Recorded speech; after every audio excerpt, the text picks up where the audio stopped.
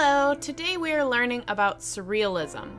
Surrealism was an art movement where artists were interested in the unconscious mind. Our unconscious mind is what we think about when we aren't really paying attention. This happens in our dreams and when we daydream. The goal of this art movement was to break away from reality. Now let's look at some surrealist artists. This is Salvador Dali and his pet ocelot. And here is a painting by Dali. This is probably one of his most famous artworks. It's called The Persistence of Memory. This painting has a bunch of clocks that look like they are melting, some kind of a monster, and bugs. It doesn't make much sense, and it really isn't supposed to. This is Rene Magritte. You may know this painting he made of a man with an apple floating in front of his face. But we're really going to look at this painting called The False Mirror. Here we see an eye that takes up most of the space. Inside of the eye, there are a bunch of clouds. These are realistic things that have been put together to create something less realistic. Now let's make our own surrealist eye. Now I'm starting my drawing in marker, but you're going to do it in pencil. I just did marker so that you can see. So to make an eye, we need a football shape, then a circle in the middle. Once you have that, go ahead and let your mind wander and turn your eye into something surreal. Now let's talk about watercolors. So if you want your watercolors to be darker, you're going to use a lot less water. If you want yours to get a little bit lighter, go ahead and add some water to it, and you'll see how my watercolors start getting lighter and lighter.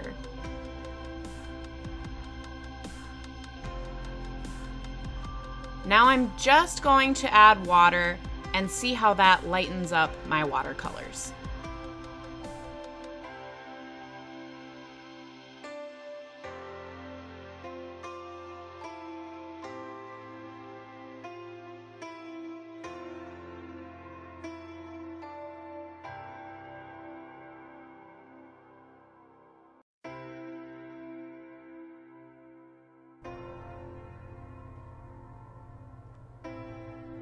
If you need to dry off your paintbrush at all, go ahead and grab a paper towel. To make it even darker, you can layer your paint on top of it. So the more layers you add, the darker your paint is going to get.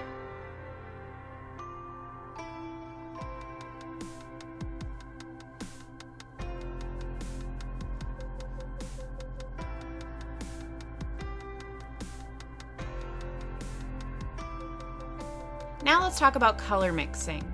You could mix your colors straight on the paper like this. So right now I just added the green. Now I'm going to add blue. Then I'm going to clean my paintbrush and I'm going to push these colors towards each other while they are still wet. We're going to get a blue-green in the center there.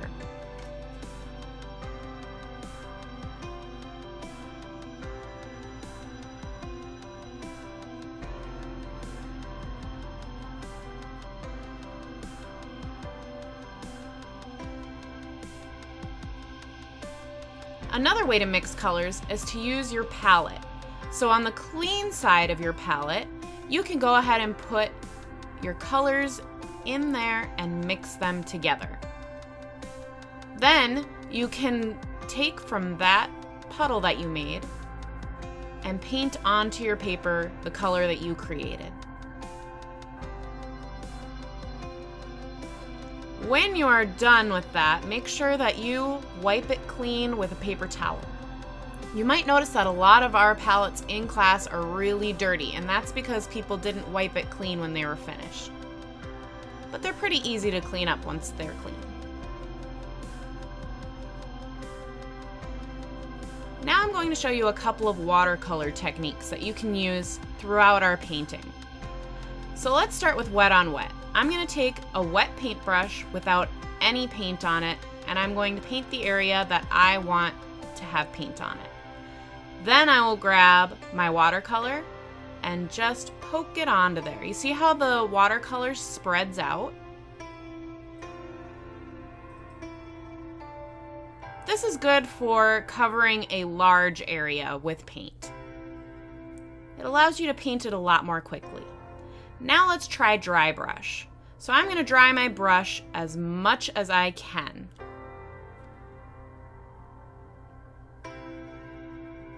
Then I'm going to dip in the color I want and paint onto the area that I want. This gives you more texture.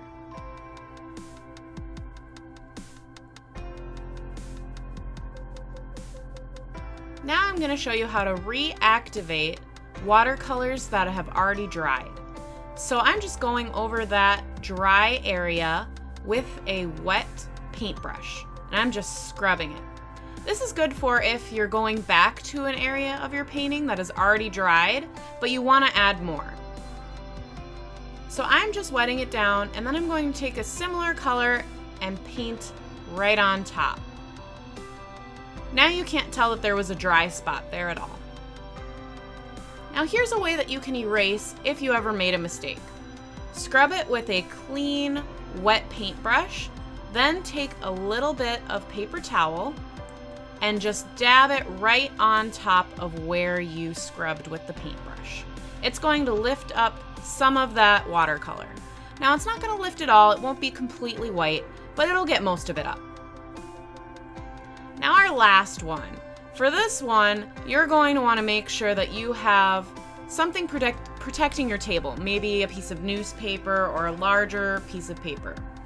Then you can flick it at your paper. This is going to give you a splatter effect. Now let's start painting in our eye.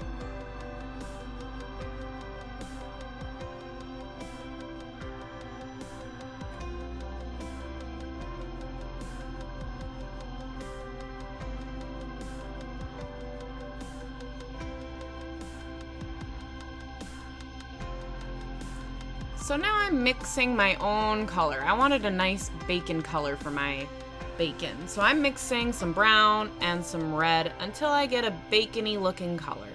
I'm also going to add a little bit of water to lighten it up.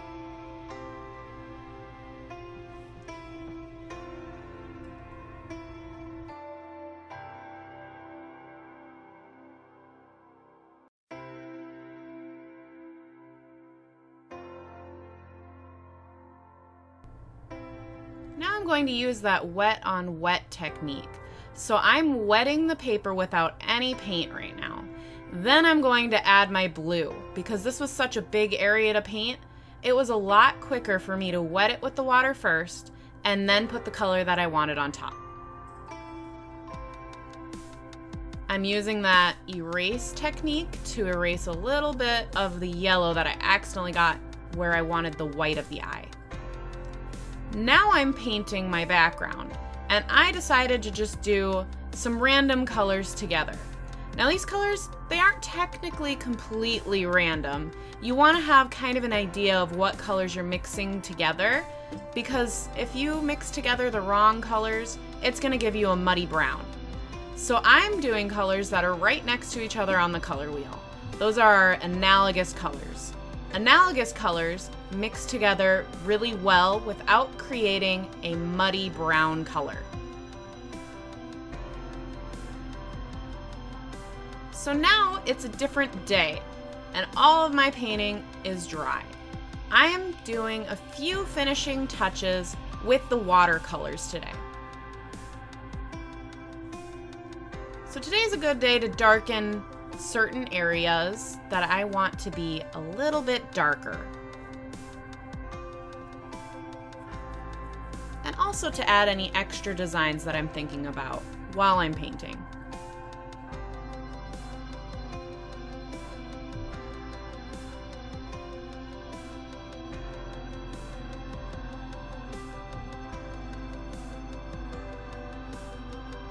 I decided I wanted a little shine in my eye. So I'm going to use that erase technique to erase some areas of my eye to make it look like it's kind of shiny.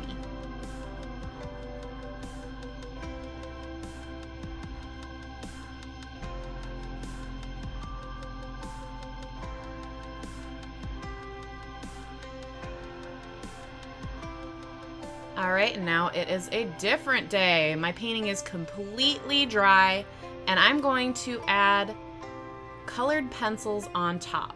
This is just going to add a couple of details to it that wouldn't really be possible with the watercolors.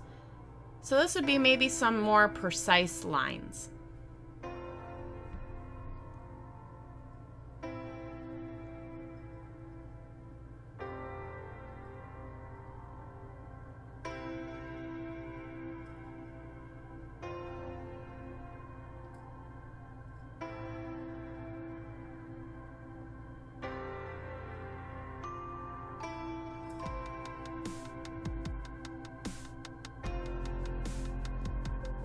And that's my surrealist eye.